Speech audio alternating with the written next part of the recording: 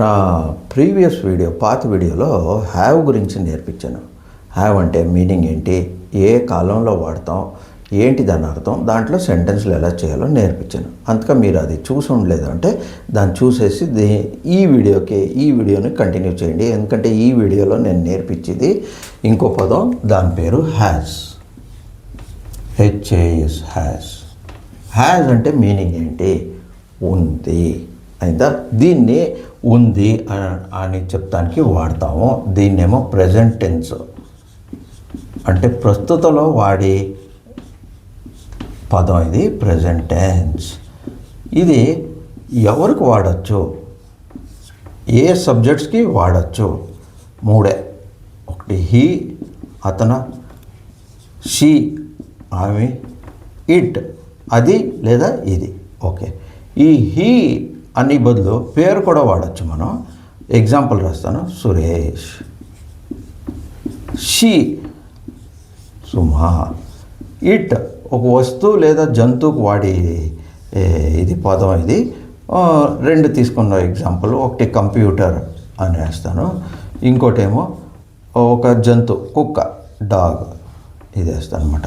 దీనికి ఎగ్జాంపుల్స్ ఇస్తాను నేను. సో ఒకటి గుర్తుపెట్టుకోండి, హ్యాజ్ అంటే అర్థం ఏంటి, ఉంది. ఏ కాలంలో వాడతాం, ప్రెజెంట్ టెన్స్లో వాడతాం. ఏ సబ్జెక్ట్స్కి వాడతాం, హీ, షీ, ఇట్, లేదా ఒక వస్తువు పేరు, లేదా ఒక జంతువు పేరు, లేదా ఒక వ్యక్తి పేరు కూడా వాడతాం హ్యాజ్ అన్నది. సరేనా? సరే, దీంట్లో సెంటెన్స్ ఎలా చేయాలి, దానికి నా ప్రీవియస్ వీడియోలో మీకు ఫార్ములా ఇచ్చాను. అంటే సూత్రం SVIOPT.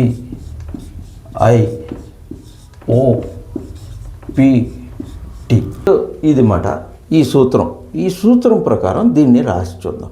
ఎస్ అంటే subject, verb, information, object, place, time, ఇది మాట. సరే, హీకి ఎగ్జాంపుల్ ఇస్తాను. He has Telugu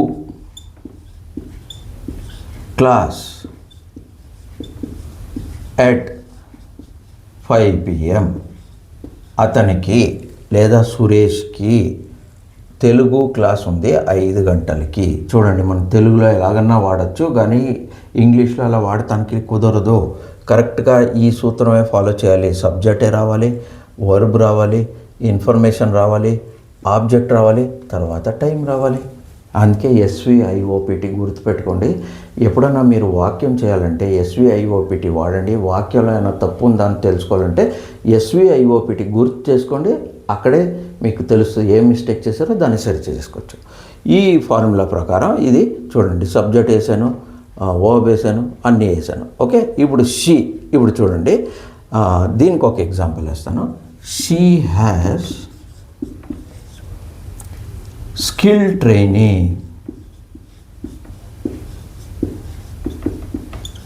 training in Infosys at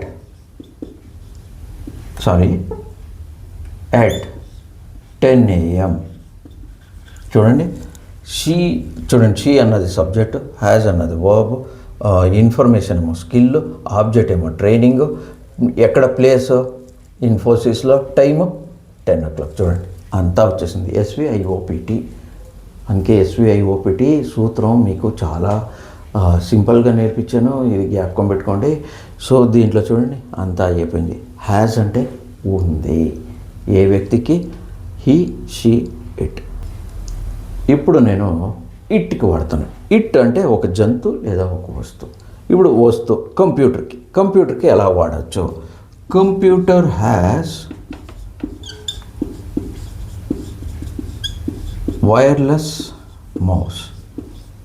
కంప్యూటర్కి wireless mouse ఉంది, అది మాట. ఇక్కడ చూడండి, సబ్జెక్ట్ అయింది అంటే ఇట్ లేదా కంప్యూటర్ ఏదన్నా తీసుకోవచ్చు.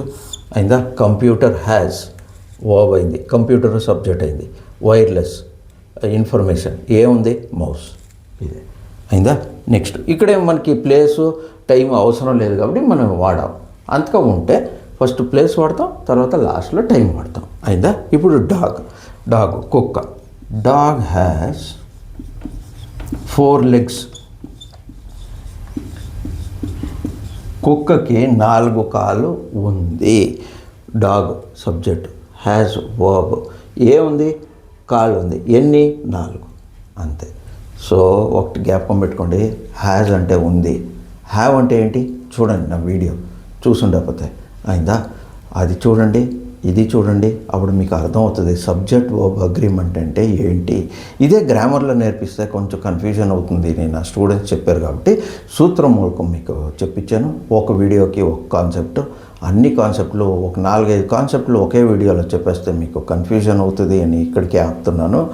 తర్వాత మీరు నా ఛానల్ని సబ్స్క్రైబ్ చేయలేదంటే చేయండి, లైక్ చేయండి, కమెంట్ చేయండి, షేర్ చేయండి. నా ఛానల్ పేరు శ్రీనిస్ ఇంగ్లీష్ ల్యాబ్. ధన్యవాదం.